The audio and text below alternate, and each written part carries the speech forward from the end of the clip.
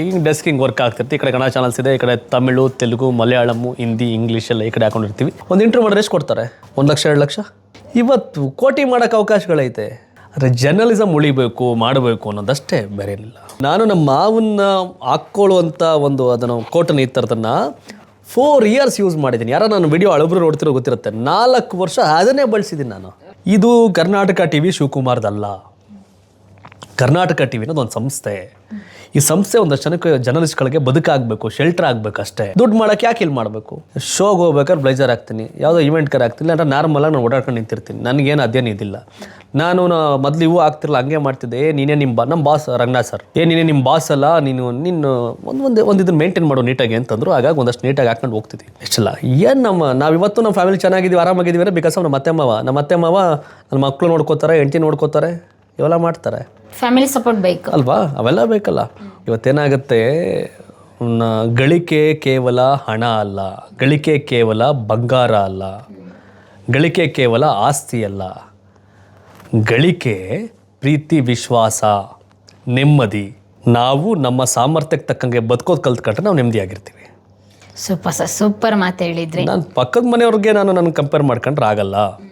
ಯಾರು ಜರ್ನಲಿಸ್ಟ್ ಆಗಿರ್ತಾನೆ ಅವ್ರ ಕಷ್ಟ ಮಾತ್ರ ಗೊತ್ತಾಗುತ್ತೆ. ಹೊರಗಿನವ್ರಿಗೆ ಆ ಕಷ್ಟಗಳು ಗೊತ್ತಾಗಲ್ಲ. ನಾವು ಕೇವಲ ಪ್ರೆಸೆಂಟ್ ಮಾಡೋರು ಮತ್ತೇನೋ ಆಗಿರ್ತೀವಿ. ಆ ಜರ್ನಿ ಇದೆಯಲ್ಲ, ಈಗ ನಮ್ಮ ಆಫೀಸಲ್ಲಿ ಕೂತು ವರ್ಕ್ ಮಾಡೋರಿಗೆ ಆ ಸಂಘರ್ಷ ಆಗಲಿ, ಆ ಸಂಕಟ ಆಗಲಿ, ಅದ್ಯಾವುದೂ ಇಲ್ಲ.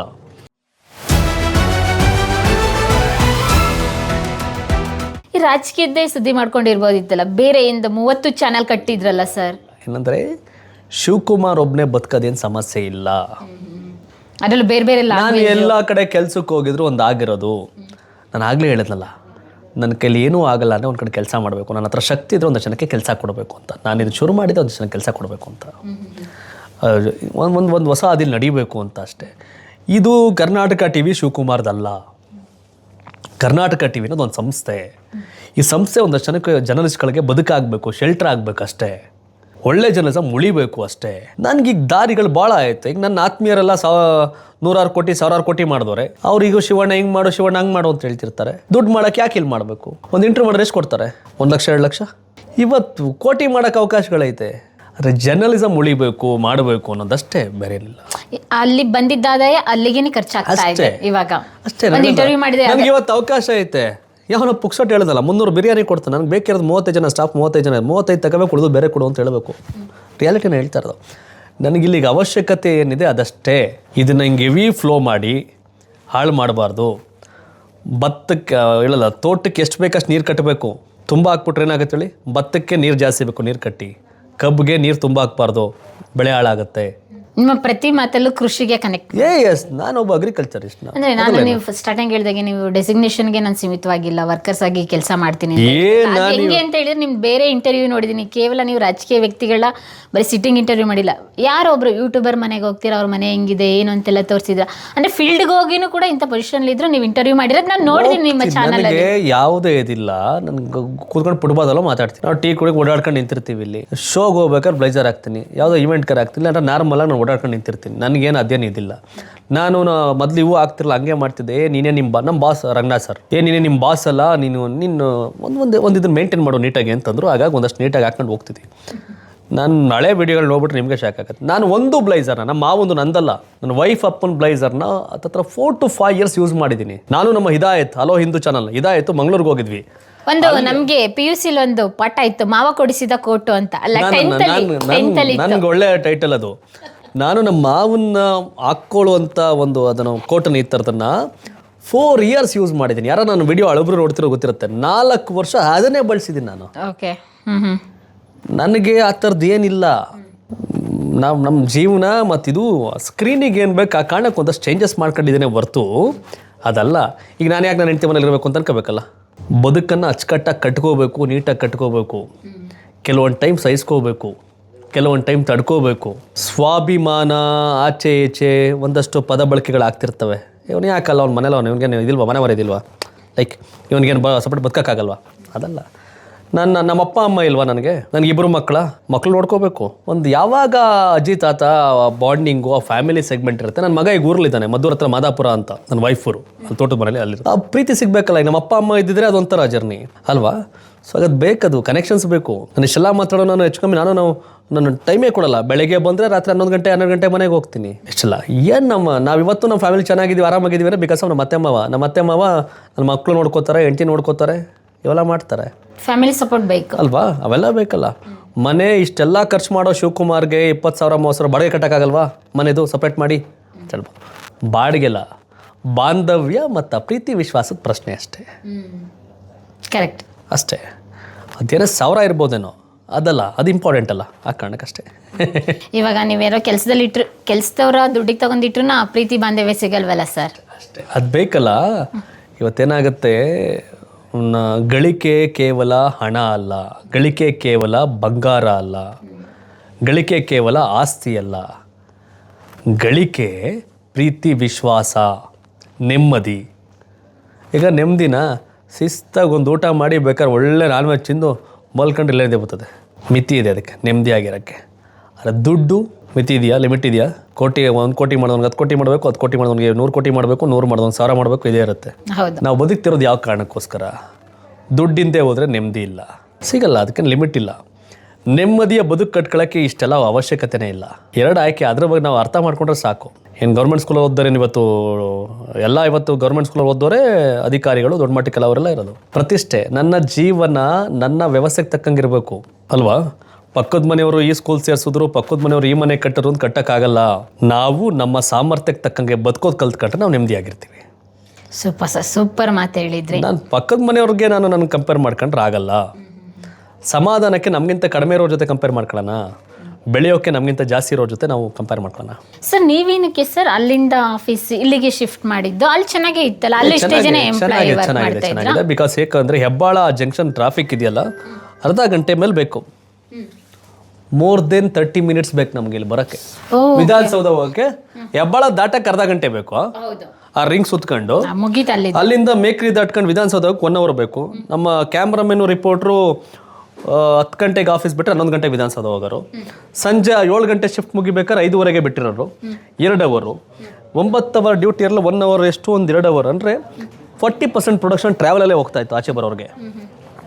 ಅಲ್ಲಿಗೆ ಅನ್ನೋ ಕಾರಣಕ್ಕೆ ಒಂದು ಸ್ವಲ್ಪ ಸೀನಿಯರು ಸ್ಕಿಲ್ಡ್ ಎಂಪ್ಲಾಯ್ಸ್ ಬರ್ತಿರಲ್ಲ. ಇದು ವಾಶ್ರೂಮ್ ಆ ಕಡೆ ಗಂಡು ಮಕ್ಳಿಗೆ, ಈ ಕಡೆ ಹೆಣ್ಮಕ್ಳು. ಸೊ ಹಿಂಗೆ ಸೊ ಅದೆಲ್ಲ ಕಾರಣಕ್ಕೆ ಯೋಚನೆ ಮಾಡಿ ಮತ್ತೆ ಗೆಸ್ಟ್ ಬರ್ತಿರ್ಲಿಲ್ಲ ದೂರ ಅಂತ. ಈ ಪಾಡ್ಕಾಸ್ಟ್ ಇವೆಲ್ಲ ಫ್ಯೂಚರ್ ಐಡಿಯಾ ಲೆಕ್ಕಾಚಾರ ಇತ್ತು. ಮತ್ತು ಇವೆಲ್ಲ ಮಾಡೋ ಕಾರಣಕ್ಕೋಸ್ಕರ ಇತ್ಲ ಕಡೆಗೆ ಬಂದ್ವಿ. ಕೇಳಿದ್ನಲ್ಲ, ಏನು ಹೆಚ್ಚಿನ ಬದಲಾವಣೆಗಳೇನಿಲ್ಲ, ಬಾಡಿಗೆದು ಒಂದು ಸ್ವಲ್ಪ ಜಾಸ್ತಿ ಅನ್ನೋದ್ಬಿಟ್ಟು ಇನ್ನೆಲ್ಲ ಸೇಮ್ ಅದೇ ಕತೆ. ಇಲ್ಲ, ತುಂಬ ಇಷ್ಟ ಆಯಿತು ಸರ್ ನಿಮ್ಮ ಆಫೀಸ್ ಸೆಟಪ್ ಎಲ್ಲ ನೋಡಿ. ಫ್ಯೂಚರಲ್ಲಿ ಗೊತ್ತಿಲ್ಲ ನಮ್ದು ಹೆಂಗೆ ಕನಸಿದೆ ಅಂತ ಹೇಳ್ಬಿಟ್ಟು ಕನಸುಗಳನ್ನ ಜಾಸ್ತಿ ಗುರಿ ಇಟ್ಕೋಬೇಕು. ನಾನು ತಿರುಪತಿಗೆ ಹೋಗ್ಬೇಕು ಅಂದ್ರೆ ತಿರುಪತಿಗೆ ಹೋಗ್ತೀನಿ, ಅಂದ್ರೆ ಕನಸುಗಳನ್ನ ಜಾಸ್ತಿ ಹೇಳ್ಕೊಂಬಾರ್ದು. ನಾವು ಅಯೋಧ್ಯೆಗೆ ಹೋಗ್ತೀವಿ ಅಂದ್ರೆ ಅಯೋಧ್ಯೆಗೆ ಹೋಗ್ತೀವಿ. ನಾವು ಡೆಲ್ಲಿಗೆ ಹೋಗ್ಬೇಕು ಅಂದ್ರೆ ಡೆಲ್ಲಿಗೆ ಹೋಗ್ತೀವಿ. ಇದೆಲ್ಲ ನಮ್ಮ ಸೌಜನ್ಯ, ಅವಾಗ ಆಕೆ ಕ್ಯಾಬಿನ್ ಇದು ಅಕೌಂಟ್ಸ್ ಅವೆಲ್ಲ ಇದು ಮಾಡ್ತಾರೆ. ಇಲ್ಲ, ಈಗ ಮಗಳನ್ನ ಸ್ಕೂಲಿಂದ ಕರ್ಕೊಂಡ್ಬರ್ಬೇಕಲ್ಲ, ಕರ್ಕೊಂಡು ಬಂದು ಈಗ ಸ್ಯಾಲ್ರಿ ಕರ್ಕೊಂಡು ಹೋಗಿ ಬರ್ತಾರೆ. ಇದು ಸ್ವಲ್ಪ ಅಲ್ಲ, ಜಾಸ್ತಿನೇ ಇದೆ ನಿಮ್ಗೆಲ್ಲ ಬಂದಿರೋದು ಸಭೆ ಸನ್ಮಾನಗಳು, ಪ್ರಶಸ್ತಿಗಳು ಇದೆಲ್ಲ. ಅದಷ್ಟೇ. ಇದು ಮಾಮೂಲಿ camera section. Okay, camera section ಬನ್ನಿ ಸರ್. ಕ್ಯಾಮ್ರಾದೇನು ಜಾಸ್ತಿ ಇಲ್ಲ, ಇಲ್ಲಿರೋದು ಸ್ವಲ್ಪನೇ ಜಾಸ್ತಿ. ಎಲ್ಲ ಹೋಗ್ಬಿಟ್ಟು ಎಲ್ಲ ತಗೊಂಡು ಹೋಗ್ತಾ ಇರ್ತಾರೆ, ಫೀಲ್ಡ್ಗೆ ಹೋಗ್ತಾರಲ್ಲ, ಇದೆಲ್ಲ ಮಾಮೂಲಿ. ಈ ಮೇಲ್ಗಡೆ ಏನು ಆಚೆ ಇದು ಮಾಡ್ತಾರೆ, camera setup, mic, wire, charging cables, lighting ಅಲ್ಲೆಲ್ಲ ಫಿಟ್ ಮಾಡಿರ್ತಾರಲ್ಲ. ಔಟ್ಡೋರ್ ಹೋಗೋದೆಲ್ಲ ಇಲ್ಲಿ ಮಾಡ್ಕೋತಾರೆ. ನಿಮ್ ಲೋಗೋ ತೋರಿಸಿ ಸರ್. ಹೆಂಗೆ ಲೋಗೋ? ಇಲ್ಲಿ ರೆಡ್ ಲೋಗೋ, ಐ ಥಿಂಕ್ ಬ್ಯಾಗ್ಗಳಿಗೆ ಪ್ಯಾಕ್ ಮಾಡಿರ್ತಾರೆ. ಇದು Hindi logo. Hindi logo, okay. Kannada ಲೋಗೋದಲ್ಲಿ ಮಾಡಿಸಿ ಕ್ಯಾಬಿನ್ ಇದು ಮಾಡ್ತೀನಿ. Okay, super sir. ಇದಿಷ್ಟು ಮಾಮೂಲಿ ಸರ್ವರ್, ಆ ಕಡೆಗೆ ಇಂಟರ್ನೆಟ್ ಸರ್ವರ್ಸ್ ಬೇಸ್ ಇದು. ಈಗ ಮೊನ್ನೆ ಬಂದಿರೋದು ಒಂದು ಒಳ್ಳೆ ಗಣೇಶ ಗಿಫ್ಟ್ ಮಾಡಿದ್ರು ಮೊನ್ನೆ ಆಫೀಸ್ ಓಪನಿಂಗಲ್ಲಿ. ಸ್ಪೆಷಲ್ ಗಣೇಶ ಅಂತ. ಗೋಲ್ಡನ್ ಇಲ್ಲ, ಇದು ಜಸ್ಟ್ ಒಂದು ಮೀಟಿಂಗಿಗೆ ಅಂತ ನಾವು ಇದು ಮಾಡ್ಕೊಂಡಿದ್ದೀವಿ ಅಷ್ಟೇ. Okay, nice. ಇದು ಮಾಮೂಲಿ. ಇದಿಷ್ಟು ನಮ್ಮ ಕತೆ. ಈಗ ಡೆಸ್ಕಿಂಗ್ ವರ್ಕ್ ಆಗ್ತಿರ್ತೀವಿ. ಈ ಕಡೆ ಕನ್ನಡ ಚಾನಲ್ಸ್ ಇದೆ, ಈ ಕಡೆ ತಮಿಳು, ತೆಲುಗು, ಮಲಯಾಳಮ್ಮು, ಹಿಂದಿ, ಇಂಗ್ಲೀಷ್ ಎಲ್ಲ ಈ ಕಡೆ ಹಾಕೊಂಡಿರ್ತೀವಿ. ನಮ್ಮದು 4 ಹೋಗ್ತಿರುತ್ತೆ. ಈಗ ಬಂದು ಟಿ ವಿಲಿ ತಾನೇ ಬರ್ತಾ ಇರೋದು. ಈಗ ಸಲ್ ಯಾವ್ದು ಇಂಟ್ರ್ ಆಗುತ್ತೆ. ಈಗ ನಜ್ಮಾ ಚಿಕ್ನಾಳೆ ಇವರೆಲ್ಲ ಯಂಗ್ ಲೀಡರ್ಸ್, ಇವರೆಲ್ಲ ಯಂಗ್ ಲೀಡರ್ನ ಇದೆಲ್ಲ ನಾವು ಆ ಥರ ಇಂಟರ್ವ್ಯೂಗಳು ಮಾಡ್ತೀವಿ. ಅಲ್ಲೇ ನಮ್ಮ ಲಾವಣ್ಯ ನ್ಯೂಸ್ ರೀಡ್ ಮಾಡಿದ್ದು ನಮ್ಮದು ಹೋಗ್ತಿರುತ್ತೆ. ಈಗ ನಾವು ಕಾಂಕ್ಲೇವ್ ಮನೆ ಮಾಡಿದ್ವಿ, ಸಂತೋಷ್ ಲಾಡ್ ಅವ್ರ ಇಂಟರ್ವ್ಯೂ ಅಲ್ಲಿ ಹೋಗ್ತಿದೆ. ಸೊ ನಾನು ಬೇರೆ ಲ್ಯಾಂಗ್ವೇಜ್, ಮಲಯಾಳಂ, ತಮಿಳು, ತೆಲುಗು ಏನು ಹೋಗುತ್ತೆ ಅವನು ಕೂಡ ವಾಚ್ ಮಾಡ್ತೀವಿ. ಸೊ ಹಿಂಗೆ ವರ್ಕ್ ನಡೀತಾ ಇರುತ್ತೆ. ಸೂಪರ್ ಇದು ನಮ್ಮ ಕತೆ. Thank you so much. Busy ಲೈಫಲ್ಲಿ ಬಿಡು ಮಾಡಿಕೊಟ್ರು, ಇಂಟರ್ವ್ಯೂ ಕೊಟ್ರಲ್ಲ, ಥ್ಯಾಂಕ್ ಯು. ಅಲ್ಲ, ಬಂದ ತಕ್ಷಣ ಒಂದು ಕಾಫಿ ಕುಡ್ದು ಹಿಂಗೇನೋ ಶುರುವಾಗುತ್ತೆ ಅನ್ಕೊಂಡಿದ್ದೆ, ಬಂದ ತಕ್ಷಣ ಹಿಂಗೆ ಶುರುವಾಗುತ್ತೆ ಅಂತ ಗೊತ್ತಿರಲಿಲ್ಲ ನನಗೆ. ಇಲ್ಲ ಸರ್, ನಮ್ದು ಯಾವಾಗಲೂ ಹಾಗೇನೆ, ಬಂದ ತಕ್ಷಣನೇ ನೀವು ಅಲ್ಲಿ ಬರ್ತೀರಾ, ಅಲ್ಲಿ ಕಾಲ್ ಮಾಡೋಣ ಅಂದ್ಕೊಂಡೆ, ಬಟ್ ಇಲ್ಲೇ ವರ್ಕ್ ಮಾಡ್ತಾ ಇದ್ರಲ್ಲ, ಡಿಸ್ಟರ್ಬ್ ಮಾಡೋದು ಬೇಡ ಅಂತ ಇಲ್ಲಿಗೆ ಬಂದುಬಿಟ್ಟೆ. ಎಸ್, ಆಮೇಲೆ ನಿಮ್ಮದು ಭಾಳ ದೊಡ್ಡ ಜರ್ನಿ, ನಮ್ಮವ್ರಿಗೆ ಹೇಳ್ತಿರ್ತೀನಿ ನನಗೆ. ಯಾಕೆಂದರೆ ಇದು ಈಸಿ ಟಾಸ್ಕ್ ಅಲ್ಲ. ಮೊದಲು ನೀವು ಪಟ್ಟಂಥ ಪಾಡು ಇವೆಲ್ಲ ಇದೆಯಲ್ಲ, ನಿಮಗೇನು ಈಗೇನು ಅನ್ಸುತ್ತೆ? ಇವಾಗ್ಲೂ ಕಷ್ಟ ಬೀಳ್ತಾ ಇದ್ದೀವಿ ಸರ್. ಅಂದರೆ ಅವಾಗಿನ ನೋಡಿದರೆ ಇನ್ನೂ ಸ್ಟ್ರಗಲ್ಲು. ಏನಾಗುತ್ತೆ, ಕಷ್ಟಕ್ಕೆ ಪ್ರತಿಫಲ ಇದ್ದೇ ಇರುತ್ತಲ್ಲ, ಸೊ ಅದಾಗುತ್ತೆ, ಒಳ್ಳೇದಾಗುತ್ತೆ. ಥ್ಯಾಂಯಾಂಕ್ ಯು ಎಸ್. ಹೇಗಿತ್ತು ನಮ್ಮ ಸಂದರ್ಶನ? ನನಗೆ ಇದೇನಿಲ್ಲ, ಮಾಮೂಲಿ ಡೈಲಿ ಮಾತಾಡ್ದಂಗೆ ಹಂಗೆ ಆಗೋಯ್ತು. ಆದರೆ ನೀವು ಇಷ್ಟೊಂದು ಈಸಿ ಅಂತ ಗೊತ್ತಿರಲಿಲ್ಲ. ನಾನು ಹಿಂಗೆಲ್ಲ ನಾನು ನಮ್ಮವ್ರಿಗೆ ಹೇಳ್ತಿದ್ದೆ, ಒಂದು ಇಂಟರ್ವ್ಯೂ ಒಂದು ಅರ್ಧ ಗಂಟೆ ಮಾಡ್ಕೊಂಡು ಹಿಂಗೆ ಬರೋರ. ಎಷ್ಟೊತ್ತು ಮಾತಾಡಿದ್ವಿ ಈಗ ನಾವಿಬ್ಬರು ಹೆಚ್ಚು ಕಮ್ಮಿ? 2.5 hours. 1 ಗಂಟೆ ಮೇಲೆ 2 ಗಂಟೆ ಹತ್ತತ್ರ ಬಂತ. ಗೊತ್ತೇ ಆಗಲಿಲ್ಲ ಟೈಮ್ ಎಷ್ಟು, 1:15. ಹಿಂಗೆ ಈಗ ನಮ್ಮವ್ರಿಗೂ ಒಂದಷ್ಟು ಅರ್ಥ ಆಗಿರುತ್ತೆ. ರಂಜಿತಾ, ಅರ್ಥ ಆಯ್ತಾ ಇಂಟರ್ವ್ಯೂ ಹೆಂಗೆ ಶುರು ಆಯಿತು, ಹೆಂಗೆ ಮುಗಿತಾ ಬಂತು ಅಂತ? ನಾನು ಇಷ್ಟೊತ್ತಿಲ್ಲ ಮಾತಾಡ್ತಾ ಕೂತಿರ್ತಿದ್ದೆ ಒಳಗಡೆ ಗೆಸ್ಟ್ ಹತ್ರ ಅಲ್ವಾ? ಸೊ ಹಂಗೆ ಈಗ ನಾನು ಹೇಳಿದ್ನಲ್ಲ, ಒಬ್ಬರ ಹತ್ರ ಒಂದೊಂದು ಕಲಿಯೋದು ಭಾಳ ಇದ್ದೇ ಇರುತ್ತೆ. ಕಂಟೆಂಟ್ ಹೆಂಗೆ ಮಾಡಿ ನಮ್ಮವ್ರಿಗೆ 30 ಮಿನಿಟ್ಸಾ, 40 ಮಿನಿಟ್ಸಾ, 50 ಮಿನಿಟ್ಸಾ ಇಂಟರ್ವ್ಯೂ ಪಾಡ್ಕಾಸ್ಟ್ ಅಂತ ಹಿಂಗೆ ಕೇಳ್ತಾರೆ. ನಾವು ಸಮಯ ಶುರುವಾಗಿ ಒಂದು ಸರಿ ಆ ಕಡೆ ಅಲ್ಗಕ್ಕೂ ಬಿಡಲಿಲ್ಲ ಅಲ್ವಾ? ಹಾಗೇನೆ ಸರ್, ನಮ್ದೇನು ಸಂದರ್ಶನ ಲೈಫಲ್ಲಿ ಏನು ಮಾತಾಡ್ತೀವಿ ಅದೇನೇ ಅಲ್ವಾ? ನಿಮ್ಮ ಲೈಫ್ ಎಕ್ಸ್ಪೀರಿಯನ್ಸ್ ಒಂದು ರೀತಿ ರೀಕಾಲ್ ಮಾಡ್ಕೊಂಡು, ರಿಯಾಲಿಟಿ ಜನಗಳಿಗೆ ಯಾವುದು ಒಂದು ಸ್ಟೋರಿ ಹಿಂದೆ ಏನಿದೆ ಅಂತ ಗೊತ್ತಾಗಬೇಕು. ಅದೇ ಈಗ ಯಾಕೆ ನೀವು ಎಲ್ರಿಗೂ ಇಷ್ಟ ಆಗ್ತೀರಾ, ಯಾಕೆ ಕಂಟೆಂಟ್ ರೀಚ್ ಆಗ್ತಿದೆ ಅಂದರೆ ಅದೇ ನಾವು ಬುದ್ಧಿವಂತಿಕೆ ತೋರಿಸೋದಲ್ಲ ಸಂದರ್ಶನ. ಕೇಳಿಸ್ಕೋಬೇಕಷ್ಟೇ, ಸುಮ್ಮನೆ ಹೋಗ್ತಾ ಹಿಂಗೆ ಹೋಗೋ ಜರ್ನಿ. ನೀವು ರಾಜ್ಯದ ಮೂಲೆಲ್ಲ ಓಡಾಡ್ತೀರಾ. ನಮ್ಮೂರು ಇಲ್ಲಿಂದ KR ಪುರಂ ಅಂದರೆ KR ಪುರಮ್ಮ ಎಲೆಕ್ಟ್ರಾನಿಕ್ ಸಿಟಿನಾ ಅಂತಾಗುತ್ತೆ. ರಂಜಿತಾ ದಿಢೀರ್ನೇ ರಾತ್ರಿ 10 ಗಂಟೆ ಮಂಗಳೂರು ಹೋಗ್ಬೇಕು ಅಂದರೆ ಮಂಗಳೂರು ಹೋಗ್ತಾರೆ, ಬೆಳಗಾವಿ ಹೋಗ್ಬೇಕು ಅಂದರೆ ಬೆಳಗಾವಿ ಹೋಗ್ತಾರೆ, ಫಟಾಫಟ್ ಓಡ್ತಾ ಇರ್ತಾರೆ ಹಿಂಗೆ. ನನಗೆ ಪಾಪ ರಂಜಿತಾ ಅವ್ರಿಗೆ ಇನ್ನೊಂದು ಹೇಳಿದ್ರೆ ಶಾಕ್ ಆಗ್ಬೋದು, ನಂಗೆ 6 months ಇವಾಗ. ಅಯ್ಯೋ ದೇವ್ರೆ, ಈ ಟೈಮಲ್ಲಿ ನೀವು ಆಟ ಈಗಲೂ ಯಾಕೆ ಓಡಾಟಗಳು?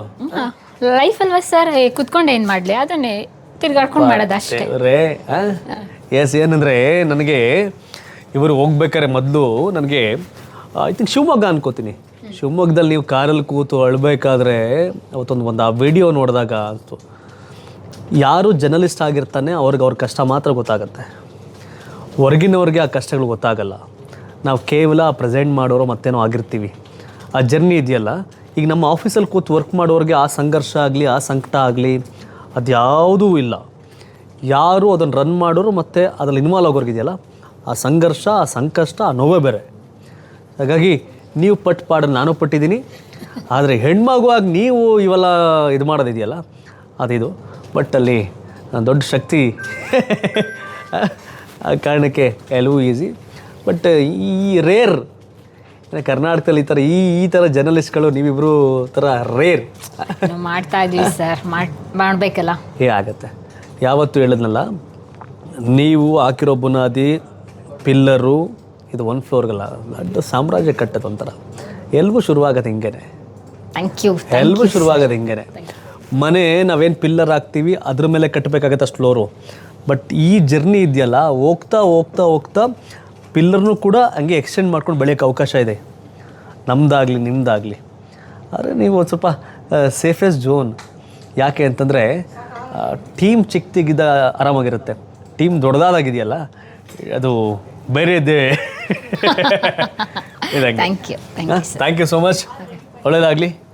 ಆ್ಯಂಡ್ ಡಿಜಿಟಲ್ ಮಾಧ್ಯಮ ಎಲ್ಲ ವೀಕ್ಷಕರಿಗೆ ನನಗೆ ಇದೊಂದು ಅವಕಾಶ ಮಾಡಿಕೊಟ್ಟದಕ್ಕೆ ಮೇಡಮ್ಗೆ ಮತ್ತು ಆಕಾಶ್ ಅವ್ರಿಬ್ರಿಗೂ ಥ್ಯಾಂಕ್ಸ್ ಹೇಳ್ತೀನಿ. ನಾನು ನಮ್ಮ ಹುಡುಗರಿಗೆ ಹೇಳಿದೆ, ಇಲ್ಲಪ್ಪ ನಾಳೆ ಬರ್ತಾವ್ರು ಹಿಂಗೆ ಇಂಟರ್ವ್ಯೂ ಅಂತ. ಅವರಲ್ಲಿ ನೋಡ್ತಾ ಇದ್ರು ನಮ್ಮವ್ರು ಹೆಂಗೆ ಕೊಡ್ತಾರೆ, ಇವ್ರು ಹೆಂಗೆ ಮಾತಾಡ್ತಾರೆ ಅಂತ. ಸೊ ನನಗೂ ಗೊತ್ತಾಗಲಿಲ್ಲ, ಅಲ್ಲಿ ಕೂತಿ ಮೀಟಿಂಗ್ ಮಾಡ್ತಿರೋ ಸ್ಪಾಟಿಂದನೇ ಕರ್ಕೊಂಡೋಗಿ ಇಂಟರ್ವ್ಯೂ ಮುಗಿಸ್ಬಿಟ್ರಿ. ಹಂಗೇನೆ ಸರ್, ಬನ್ನಿ.